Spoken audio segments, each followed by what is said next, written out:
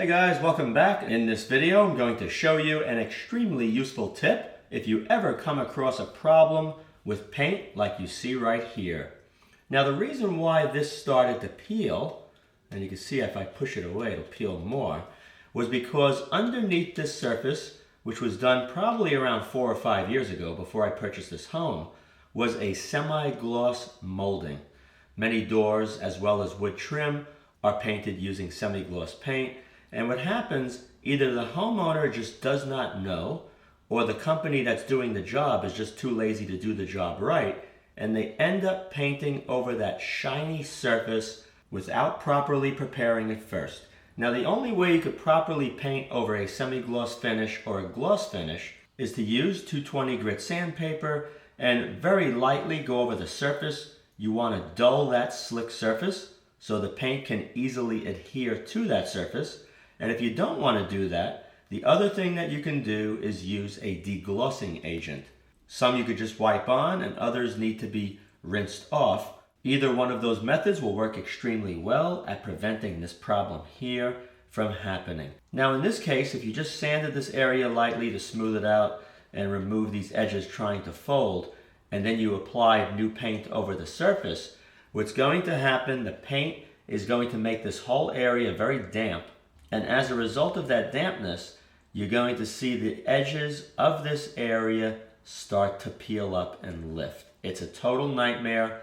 It happens almost every time. And when it does happen, it leaves people no choice but to have to strip all the finish off the molding before applying the new paint. And you have to be careful doing that because if you sand, the finish under here is probably pre-1978. So it's more than likely going to have lead in it. So you have to wear a mask or make sure you use a stripper that you can scrape it off cleanly. It's just a very messy job, and it's something that you really don't have to do if you do exactly what I'm about to show you. So what you're going to do is take 220 grit sandpaper in this area,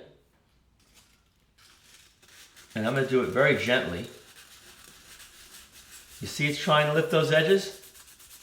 See that? It's getting bigger. Pathetic that somebody would actually paint over a shiny surface. It's almost like painting over Teflon. It's so slick that if you try painting over it, what's going to happen, it's just going to beat up. And so the same thing happened here. Now this is pretty good. A little bit more on this bottom edge. Let me see if we just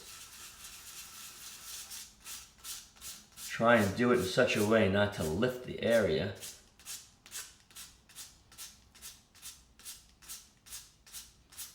All right, that looks pretty good. Once that's done, you're going to take a paper towel and gently wipe this area clean. Okay, that looks pretty good. Now normally when you paint over a finish that's existing, if it's flat, eggshell, or satin, you do not have to rough up the surface first to degloss it. You could paint right over it. When you're dealing with semi-gloss or gloss, you always want to rough it up. And it's hard for you to see on camera, but this area now is all scratched up. So if you were going to apply new paint over this, what would happen, the paint would grab into all those scratches that you made in the surface of the paint. And you would not have to worry about the paint peeling over time. Now that this is all ready to go, the next thing you're going to do is apply some paint that you're going to be using to repaint the molding, but you're going to put it on extremely lightly. And after you do that, the trick is it must be dried extremely fast. Once the paint's applied, I'm going to immediately dry it using a hairdryer.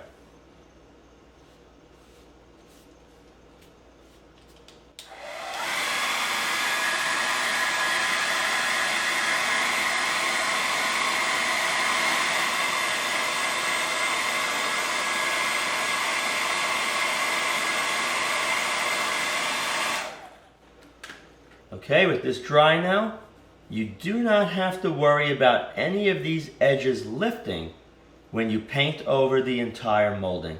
It's going to save you from having to redo all this molding by stripping it and sanding it, and this works almost every single time.